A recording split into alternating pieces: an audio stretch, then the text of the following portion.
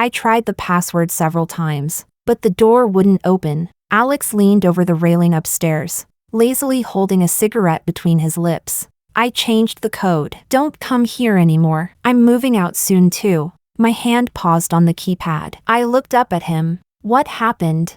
He flicked ash into the ashtray unhurriedly, his smile loose and careless. She came back yesterday. She's staying across the street at the Bulgari. You know Victoria. She overthinks things. If she sees you, she'll definitely be upset again. Chapter 1. When I received Alex's call, my face warmed slightly. Even though we had been seeing each other for a long time, I still wasn't quite used to the kind of bedroom interests Alex liked. He loved desserts from Manwuji the most, so on my way back I specially lined up to buy their new items, full of anticipation as I imagined him praising me. When I finally got home carrying several shopping bags and struggled to enter the code, what I heard instead was a cold mechanical voice. Incorrect password. You have 3 attempts remaining. I pulled my hand back, about to try again, when Alex leaned over the upstairs railing, lazily holding a cigarette between his lips. I changed the code. Don't come here anymore. I'm moving out soon too.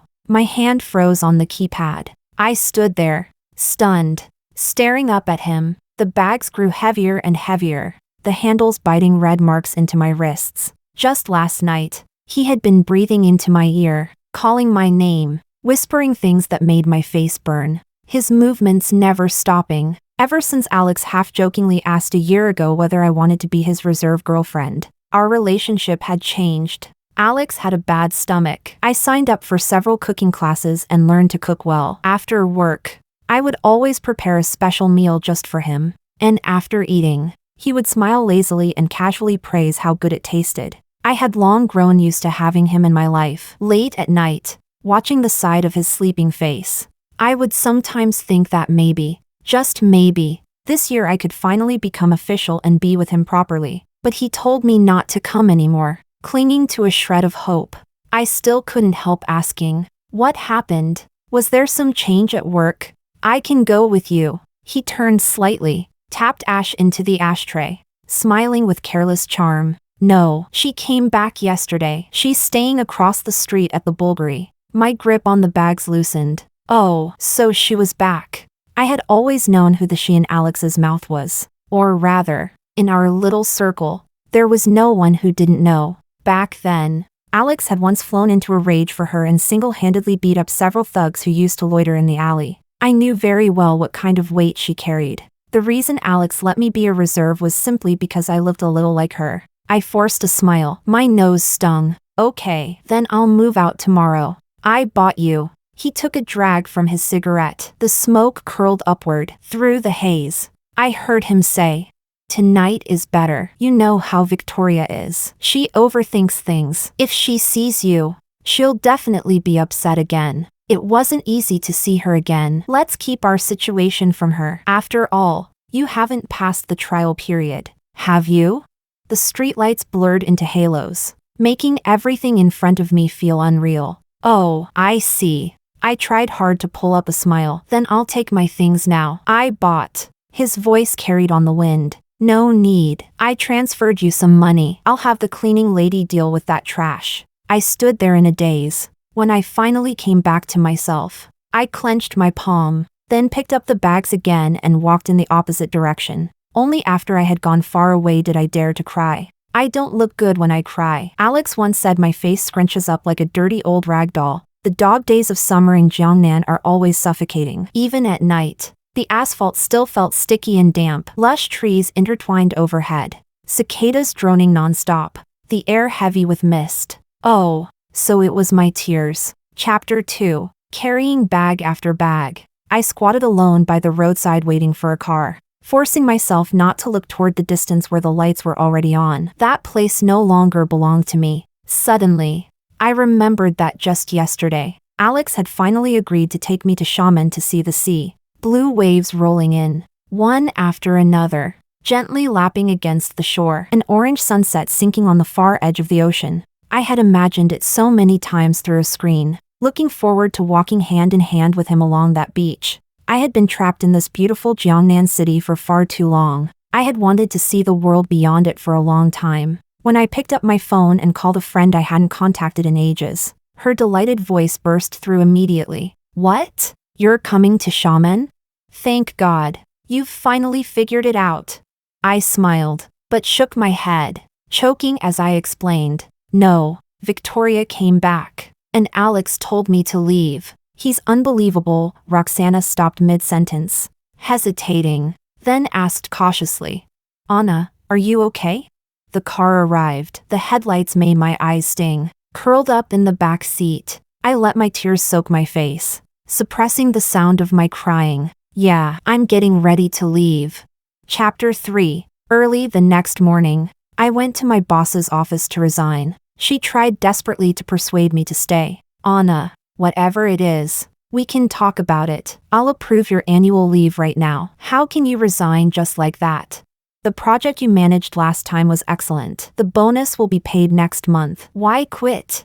But what I loved wasn't design. It was pure painting. Just like I didn't truly love this beautiful yet hollow city. I insisted. Thank you, but I'm sick. When she saw the diagnosis of bipolar disorder, she sighed. Why didn't you treat it earlier? I lacked love too much. I wanted, desperately, for someone to love me without hesitation. The doctor said this illness could only be treated by myself. An illness born of love was something he couldn't cure, only ease, never heal. So I loved Alex with all my strength, because I thought that one day, he might love me the same way. But I forgot. Feelings aren't something you can win by effort alone. In the airport lounge, I quietly watched people coming and going, listening to the announcements, saying my final goodbye to the city. I was 14 when I met Alex. Confused and timid. Now I was 24. Perhaps an immature beginning had already foretold the ending. Goodbye,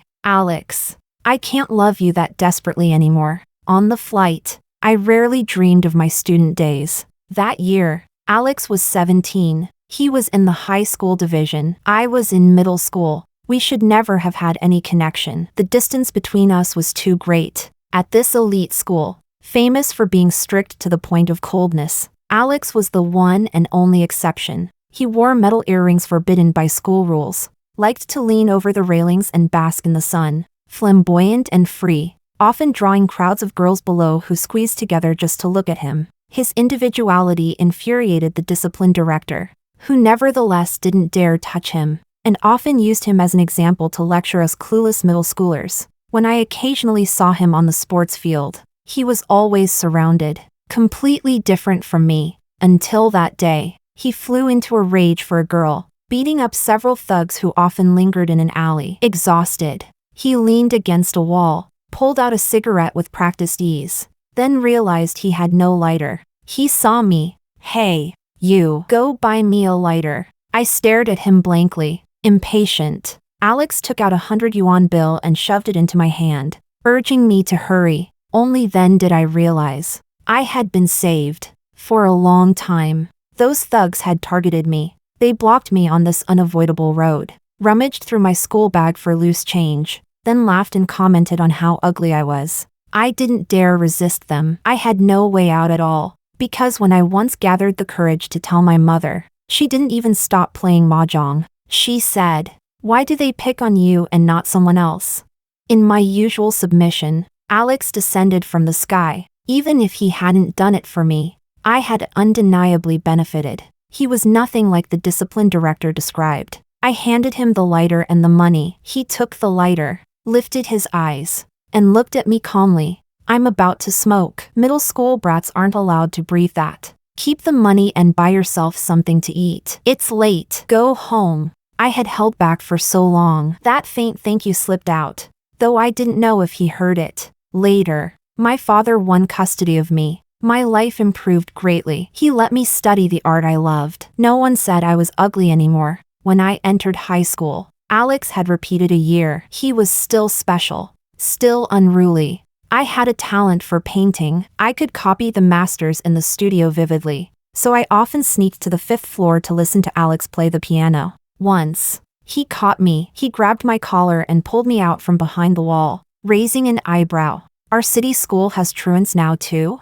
He didn't recognize me. After all, I had changed so much. He chased me away many times. When he realized I still came every day no matter what, he stopped driving me off. The building was cold in winter. The motion sensor lights barely worked. When I curled up in the corner, the piano room door opened. He wore a blue sweater. Standing out against the gray building, he called to me, "Hey, come in." From then on, that became our silent understanding, until the art exams approached, and I no longer had time to go see him. After quietly finishing a watercolor, I raised my brush and casually looked up, only to find Alex standing outside the glass. Sharp brows and eyes. When he saw me notice him, he raised an eyebrow. I understood and walked out. He stood in the hallway. My painting was posted beside him. My face flushed. "So you're an art student?" He handed me one of the warm milk teas. "This is for you." Winter was cold. There was still paint on my rolled-up sleeves. Before I could say anything,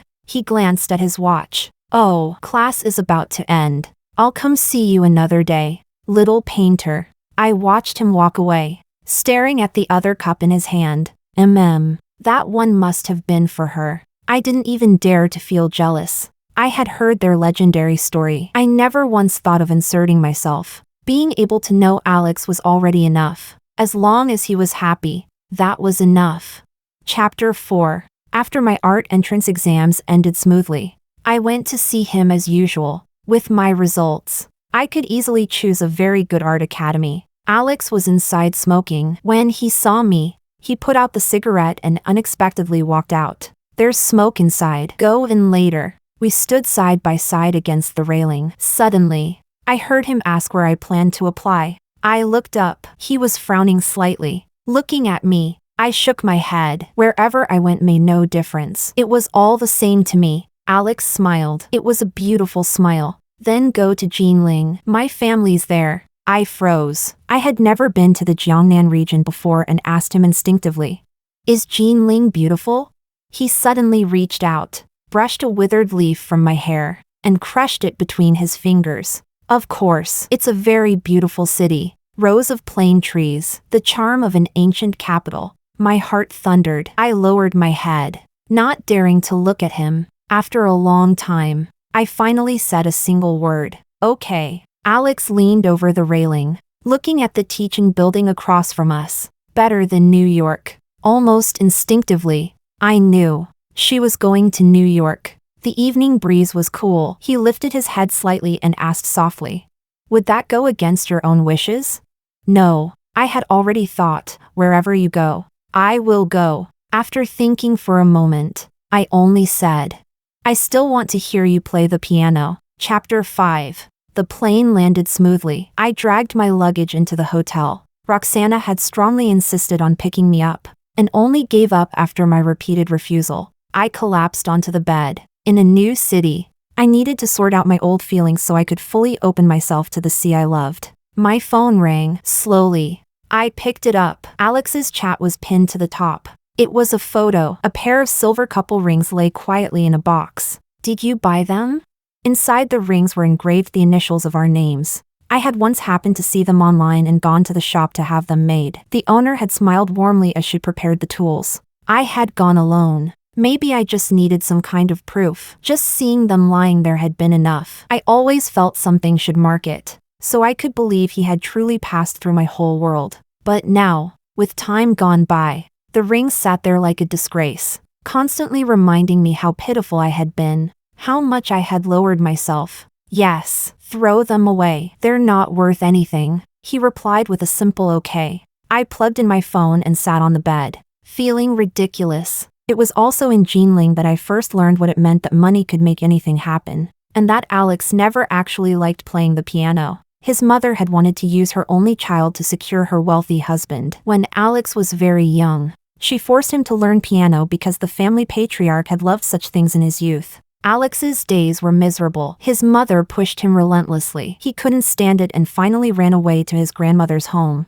When he returned to the city, her constant pressure made him explode. The father he had barely met intervened and took away the woman who had already developed a severe mental illness. During her treatment, his mother, in a daze, stepped past the warning signs and jumped from the rooftop. From that day on, Alex was taken back into that family. Perhaps out of guilt or something else. Money flowed endlessly into his accounts. He sat on the bay window, looking at the people passing below, laughing nonstop. He drifted from one banquet to another, seeing all kinds of women, watching their little tricks with careless indifference. He smashed the piano. The Alex who played beside me every night vanished like a bubble in the wind, leaving not even a trace, and I never again said that I wanted to hear him play. Chapter 6. When I woke up again, I was in a restaurant with great reviews on Dianping. The waitress smiled and asked, "Hello, miss, how many?" 1. Alex never took me out to eat. I was already used to being alone. Sitting there, I suddenly saw a new post he had just shared. A very beautiful girl, dressed in a tasteful spaghetti strap dress, smiling gently, leaning against him. In her hand was a luxury bag I didn't recognize. Almost instantly, I matched her to the girl who had always been on the honor board, Victoria, the girl Alex had once fought for in a blind rage. If not for her, perhaps Alex and I would never have met. I wasn't arrogant enough to think I could compete with her. I didn't even need to think to know I had no chance. I tapped a like. I scrolled down and saw comments from familiar people. Let's congratulate these two on getting back together. It wasn't easy. Alex finally made it through the hard times. They finally together. We were all betting on whether you two would reunite. I scrolled a little more, then closed the app with a self-mocking smile. There was nothing controversial about it. Some mutual acquaintances also beat around the bush asking me what was going on. I ignored them all. The beautifully presented dishes were served. As I ate, my tears fell into the rolling steam. Thankfully, the soup was hot. No one could tell. I had always known my place. I had only ever gone a little too far for Alex. But that night, he had been upstairs and hadn't even looked at me, even though I had turned back more than once. All my courage had been drained away, buried deep in a garbage station. Just like the trash he had spoken of so lightly, Victoria was a proud red rose. She wasn't like me, afraid of this and that. She could never tolerate any other women around Alex. So his first reaction had been to send me away. "Aren't you going to congratulate me?" I was surprised Alex would reach out first. How could I not congratulate you? More than anyone, I wanted you to be happy. I typed word by word. "Congratulations, you finally got what you wanted." He didn't reply. I changed my WeChat ID and bound a new phone number. I deleted every social account connected to Alex. Only then did I finally feel able to breathe. At last, I had no unnecessary ties left to Jinling. Chapter 7. Roxana and I went to see the sea in the morning. It was a magnificent sight at sunrise. I listened to the heartbeat of the ocean, waves brushing past my calves. The sky was pale, the same pure blue as the sea. This place was so different from Jinling. There were no old buildings heavy with history. No plain trees, yet I liked it without hesitation. So beautiful. I cooed. Roxana stood beside me, smiling, pretending to complain. "I really thought you'd stay in Jinling your whole life. You finally decided to come find me." The water was cool, carrying the warmth of the sea. For those years, my world had revolved entirely around Alex. No matter how bitterly she scolded me for being love-brained, I had refused to let go. I hadn't even come to Shaman to see her. After a while, she looked at me. "Anna, I know a really good psychologist. Do you want to?" I shook my head. "Maybe what I need is a lot of love. You might as well introduce me to someone better to love me." Roxana stood there, eyes lighting up. "You said that yourself." "I swear on my life, I'll find you someone 100 times better than that Alex." I looked at her excitement and nodded. After holding on for so long, I was already exhausted. If such a person really existed, it didn't have to be Alex. I gazed into the endless sea and smiled. "Okay, I'm counting on you." After showering, I picked up my phone and saw a text notification saying 500,000 had been deposited into my account. The money Alex had mentioned. I stared at it, then transferred the entire amount back untouched. He changed tactics and started sending it back 100 at a time. My phone kept buzzing. I couldn't help but laugh in anger. I simply set it to silent. I suddenly remembered the year he was taken back into that family. Alex had sent me a screenshot of his balance. I had been so shocked I couldn't speak. Hearing my trembling voice, he laughed, and also transferred money to me 100 at a time. When I went to find him, he was leaning against his car, smoking one cigarette after another, staring blankly at the endless traffic. He stood there in expensive custom-made clothes, utterly out of place beside the smoky food stalls. At dusk, snow falling softly, I still remembered him suddenly turning to look at me, real tears in his eyes. In that moment, my heart trembled. That feeling of being completely uncared for in the world, I had tasted it long ago. I pitied him too much. From the moment he asked me to buy him a lighter, it seemed destined that I would love him with all I had. Just for that instant. When he saw me, he stubbed out the cigarette. "You're here?" He stood in the snow. I told him to lower his head. When I wrapped the scarf around his neck, Alex stared at me blankly. "Blue really suits you," I said sincerely. He chuckled, tugged the scarf down a little, and called my name softly. "Anna, I want." I looked up at him. The vendors were shouting around us. Too noisy. I didn't catch what he said next. He paused, then opened the car door for me. "Are you going home this year?"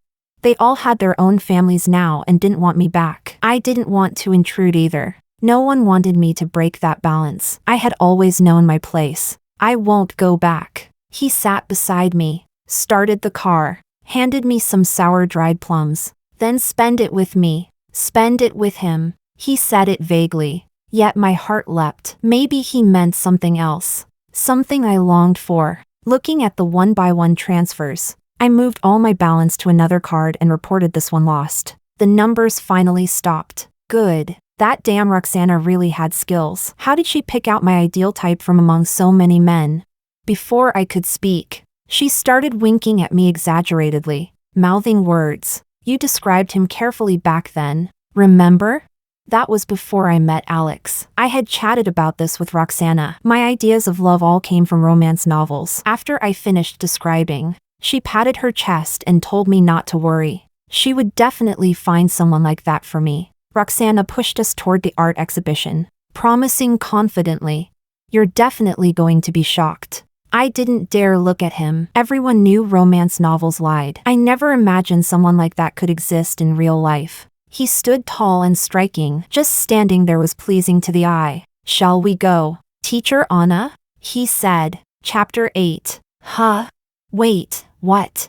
After walking for a while, I finally learned his name. Ethan. Before I could speak, he suddenly pointed at the dazzling array of paintings on the wall. "Don't you think something's missing, Teacher Anna?"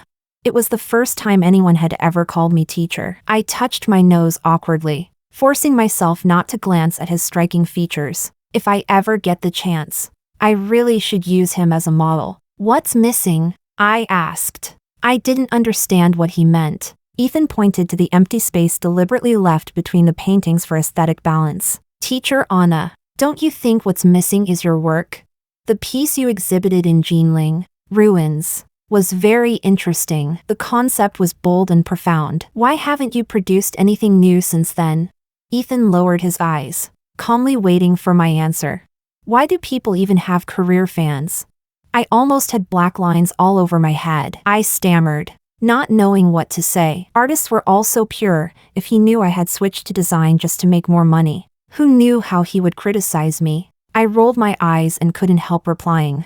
"Because no one would model for my portraits." Ethan frowned slightly, his beautiful eyes fixed on me, as if judging whether I was telling the truth. Then he said, "Then what about me, Teacher Anna?"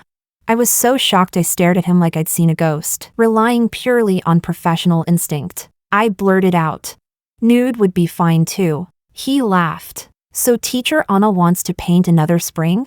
Then I'd be deeply honored. Please don't compare me to masters like Angra. That's pure flattery." Spending time with Ethan was genuinely pleasant. His manners were impeccable, and he could carry any topic. Just the fact that he could talk at length about my earlier works was enough to make it impossible for me to dislike him. That night, Roxana lay on the bed and poked me. "See? I told you, he's absolutely a good match for you. Look at those features. That height, so pleasing to the eye. TSK. If you two ended up together, your kid would be ridiculously good-looking." I ate grapes. Does he know I have bipolar disorder? At that, Roxana sprang up from the bed, eyes shining. Remember that really good psychologist I mentioned? He introduced him. Huh? Roxana grabbed my sleeve. Ernest. Really? I'm not lying. I asked my brother back then. He was my brother's classmate. Supposedly he was completely indifferent at first. But the moment he heard your name, he did a 180. Even the Siberian Canyon couldn't twist faster than him. He immediately made the introduction. Too bad you refused to go. Grab this chance. Anna, we're not asking for anything else. Just that face and that body. Can you honestly say you don't like it? Isn't he exactly like the type you described back then? I blushed furiously. Some nonsense ideal type from my teenage years. I never imagined I'd actually meet someone like that. Otherwise I definitely would have watched my mouth. But I still shook my head. It won't work. Roxana. From Ethan's every gesture, even I could tell he was extraordinary. That meant a privileged background. A smooth life, maybe even a genuine rich young master. How could he and I possibly belong to the same world? But Ethan was simply too good at social interaction. After a few words, Roxana was completely charmed. She personally delivered me into his hands, smiling as she told me to seize the opportunity. What? Teacher Anna, do you not really want to see me? He had already cut my steak and slid the plate in front of me. I forced a smile. How could that be? Of course I'm happy to. Ethan curled his lips, took a sip of wine like he'd gotten his way. Good, then I'll have to trouble you to create this afternoon. Create? I froze, looking at him in confusion. I didn't bring any tools with me. He ate unhurriedly. That's fine. I have everything at home. You just need to come. At your home? I shook my head like a rattle drum. How could that be appropriate? His smile deepened. My place really isn't that big. Maybe Teacher Anna would find it beneath you. That's fine. When did I ever say that? My brain heated up and I immediately nodded. I'll go. I have to go. He instantly followed. Deal. Chapter 9. So this is what he meant by not very big. I stared at the duplex villa in front of me, completely losing any chance to escape. Ethan stepped on the gas and drove straight in. I could only watch helplessly as he got out and opened the door for me. Come on, Teacher Anna. I thought about it and still decided to struggle a little. Didn't you say your place wasn't big? He took the small gift I'd bought on the way and smiled. The country's 6 million square kilometers. Isn't my house small compared to that? Can it be calculated like that? When I reluctantly stepped inside, I froze, then immediately retreated behind him. A fashionably dressed woman was sitting on the sofa, waving at me cheerfully. Oh my, our Ethan finally brought a girl home. Your father and I thought you were gay. Mom. It was the first time I'd ever seen Ethan so defeated. I couldn't help laughing. Hello, Auntie. I greeted her politely, already stepping backward. When I came back to my senses, Ethan had firmly grabbed my hand. This way. Go where? Auntie stood up, pulled a thick red envelope out of the coffee table drawer, stuffed it into my hand, and before I could refuse, pushed us straight into the elevator. This was the first time an elder had ever given me money. I looked at Ethan blankly. He had his hands behind his back, with no intention of taking it back. If she gave it to you, just take it. He lifted his empty hands. After all, you already gave your gift. No, that's not how it works. He led me into a dedicated art studio. The walls were covered with my paintings, even a Peppa Pig doodle I'd done out of boredom during training. Below them were 3 English letters, CYW. Following my gaze, Ethan tilted his head and asked. I've always wanted to ask, what do these 3 letters mean? They don't mean anything, just the initials of the name of someone a lovesick girl once liked. When Roxana first found out I liked Alex, she'd been very supportive, but after seeing me stay by his side for so long with no response from him, she immediately changed her tune and called him a jerk. When I cautiously told her about being a trial girlfriend, Roxana, that little firecracker, fell strangely silent. As my best friend, she didn't say much, she just kept sighing. I just loved Alex too much. He meant too much to me. When there was still a chance, I couldn't let go. Even though he had never once said he loved me, I could deceive myself and say he just wasn't good at expressing it. But when he chased me away for someone else, all those ambiguous feelings, all those moments of mutual warmth, vanished like passing clouds. Can't say? I looked up. Ethan was staring at me, his eyes bright. I shook my head, thought for a moment, then said, someone who used to be very important. Oh, he nodded as if he half understood. Then that means someone who's not important anymore. This man's way of thinking was always so different. I sat down. He brought me an easel, then took off his shirt. His broad, well-defined chest appeared before me. I shut my eyes. No, don't take it off. Put it back on. He spoke with a heavy smile in his voice. Didn't you want to paint me? I nodded vigorously, opened one eye, saw he had already put it back on, and only then relaxed. After hesitating, I finally asked something I'd been wondering for a long time. How did you know me? He cleared his throat, smiling. You really want to know? I nodded. I was too curious. I wasn't stupid, everything about this was too unusual. If he said he didn't know me, I wouldn't believe it. Of course it was. The phone rang at the worst possible moment. Seeing an unfamiliar number, I hung up, just about to listen to him continue, but the number called again. I stood up, gestured apologetically to Ethan, walked over to the window, and answered. Who is this? There was a long silence on the other end. Just when my impatience was about to make me hang up, Alex's hoarse voice finally came through. Anna, where are you right now? I froze. Then it occurred to me, if Alex wanted to find me, it would always be easy. Even if I deleted everything, he could still find a way. I just hadn't expected him to actually look for me. Outside the window was the garden. Tulips were blooming brightly, crowded and lively. I let out a soft mem. Alex exhaled. What does mean? It meant acknowledgement. It meant we shouldn't be contacting each other anymore. He was smart. How could he not understand that? I replied. I'm not in Jinling anymore. Something shattered on the other end of the line. After a moment, Alex spoke again. I asked where you are. The air conditioning was strong. I shrank back a little before answering slowly. In Xiamen. He paused, then asked. Why didn't you ask what just happened? Ask what? What was there to ask? I didn't answer. He continued, his voice low and rough. When are you coming back to Jinling? The cold air crept up my legs. I unconsciously glanced outside the window and replied calmly.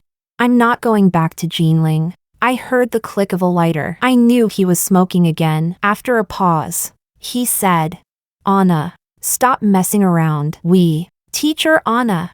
Ethan walked over. Cold? I shook my head. He obediently stood there without another word. On the phone, Alex suddenly laughed softly. Then he asked, Anna, did you go to Xiamen for him? What nonsense. I didn't want to keep tangling with him anymore. I had already run out of love. The little self-respect I had left had only just begun to piece itself back together. I hung up. Then I blocked the number. Ethan looked at me innocently, pretending not to care as he asked. Was that CYW? Perfect. Standard English. I nodded. He seemed to realize something and straightened slightly. Teacher Anna, are you still painting? If not, I can take you to see the sea at night. How about it? I didn't really have a reason to refuse, so I agreed. When my feet touched the sand, I finally felt a bit of reality sink in. Something I once wanted to do with Alex was now being done with someone else. The dying light was like spilled blood, dazzling and overwhelming. I squatted there happily watching little crabs struggle out of their holes. When I turned around, Ethan was standing there, smiling as he looked at me. My heart jolted. I quickly turned away. Why did he have to be so good-looking? By the time Ethan dazedly walked me back to the hotel, Roxana was laughing so hard she could barely breathe. She closed the door and looked smug. I knew it. There's definitely something between you two. I rolled my eyes. There's drama everywhere. I'll join the circus tomorrow. He. She counted the red envelopes. Damn, a full 10,000. You have to split it with me. I transferred half to her, then took the red envelope from her hand. Chapter 10. When I woke up, Roxana was still asleep. I got up and tidied myself. Ethan had said he would take us out for breakfast. That man really was something. The doorbell rang. So fast? I went to wake Roxana. She happily ran to open the door, but the word Ethan got stuck in her throat. Her eyes widened. I walked over. Who is it? Alex stood outside, travel-worn and dusty. He was wearing blue, the color I liked most. The light fell across his face. He blinked and just stood there, looking at me. Anna. I walked over to face him. Why are you here? He carried several large bags inside. I looked at the luxury brand packaging without speaking. I couldn't recognize them, and I had no interest in trying. Behind me, Roxana poked my arm and whispered, "Why is he here?" I didn't know. Seeing that I hadn't called him, Roxana seemed to regain her nerve. She straightened up and spoke loudly. "What are you doing here? I'm telling you. Are Anna already?" Alex interrupted her gently, completely unlike himself. "You haven't had breakfast yet, right? I know a really good restaurant. How about I take you?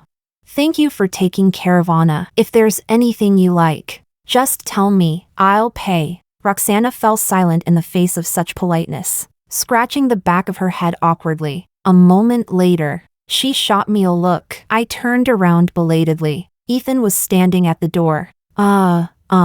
My scalp tingled. I had no idea what to say, until Ethan walked straight past Alex and smiled at me. "Anna, what do you want to eat this morning?" Alex looked at him and said coldly, "Anna, how long have you known each other? Don't you think that's a bit familiar?"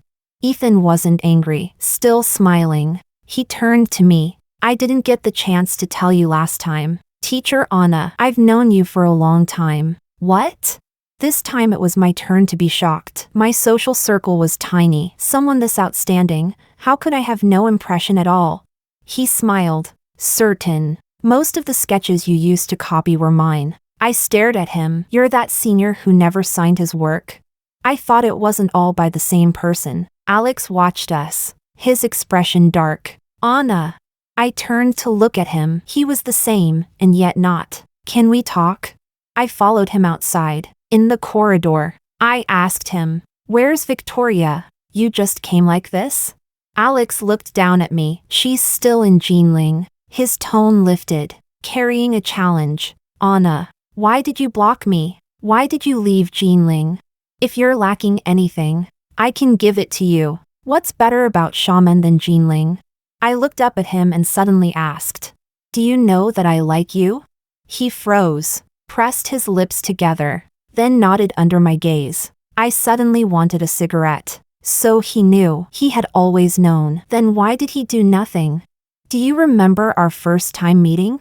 He answered immediately. "Of course. You were listening outside while I played the piano." I shook my head at his stunned look. "That wasn't our first meeting, even though I always hoped you'd remember." I turned to look out the window. It was in the alley outside school. "You asked me to buy you a lighter." Tears slid down my face. In that moment, he felt very, very far away. He still couldn't remember. He had never even asked. Alex finally realized something and awkwardly tried to comfort me. "Don't cry. I know now." Chapter 11. Different. It had been different for a long time already. I looked at him and said each word clearly. Even though there was never really a beginning, I still have to say it. "We're over. I don't have the strength to love you anymore. Alex, I wish you and Victoria a lifetime of happiness." His hand froze. In the end, he didn't dare look at me. After a long time, he finally said, "But I like you, Anna. What if we get back together? What if we start over?" I smiled at him. I had waited for that sentence for a very, very long time, but I didn't feel happy at all. I had liked Alex for so long. I had always been waiting for his response. Now he had finally given it. Yet I felt nothing. I didn't look at him. My voice still choked. "Do you know how long I've had bipolar disorder?" He suddenly looked up at me, disbelief flooding his eyes. "How could that be? You were always so." The sentence I didn't finish the day you sent me away was this: "The bags were full of desserts you like." Alex, you don't know this, but I was never truly happy. I'm very tired. Really, Jinling is beautiful, just like you said, but it never belonged to me. In that city, I didn't have a single real friend. I went alone to get the rings made. I ate alone. Alex grabbed my hand and stared at me intensely. "I'm sorry, Anna. Let's start over. I'll change all of it. I promise. Don't you understand yet?" I looked calmly at the person I had loved for so long. I have already loved you to the absolute limit. You didn't choose me firmly, so I chose to let go. His voice trembled. His lips parted. Please, don't do this. Give me one more chance, please. I shook my head. I had given countless chances already. Weren't those enough? They were. Alex. Look, you knew nothing. I don't regret loving you, but I only loved you in the past. I pulled my hand free. Alex cried until he could barely breathe. With his shaking voice, everything we once had drifted away little by little. His bangs were damp. He stared fixedly at the direction I left. Goodbye, Alex. When I returned to the room, I finally saw Ethan lurking there like a thief. When he saw me, his eyes lit up. Want to go eat breakfast? I answered softly. Alex's POV. That day, the light in her eyes when she looked at me disappeared completely. I had never thought about what I would do if she wasn't by my side. She could hit me, she could scold me, that would all be fine. But she didn't love me anymore. I returned to Jinling in a daze and went into her room. In fact, I hadn't touched any of her things. I stared at the pair of rings. Suddenly, on impulse, I turned them over. Engraved inside were the initials of our names. My mind went blank. I didn't dare imagine how she must have stood among couples in that shop, engraving those rings alone. I didn't dare imagine what kind of feeling she had held in her heart when she did it. I never thought she would really leave me. After all, we had accompanied each other for so many years. Late at night, I dreamed of her. That year, by the school railing, she had smiled brightly and said she wanted to hear me play the piano. She liked listening to me play, and the truth was, I liked playing too. I just refused to admit it, just like I had forced myself to refuse to admit that I loved her. I'll play for you, Anna. Don't go. I begged her, but the smile on her face slowly faded. In the end, she looked at me calmly. Goodbye, Alex. The pain tearing through my chest jolted me awake. I sat alone in the empty house. After a long time, I finally broke down and cried. I had to admit it. At this moment, I had truly and forever lost the girl who had always stayed by my side.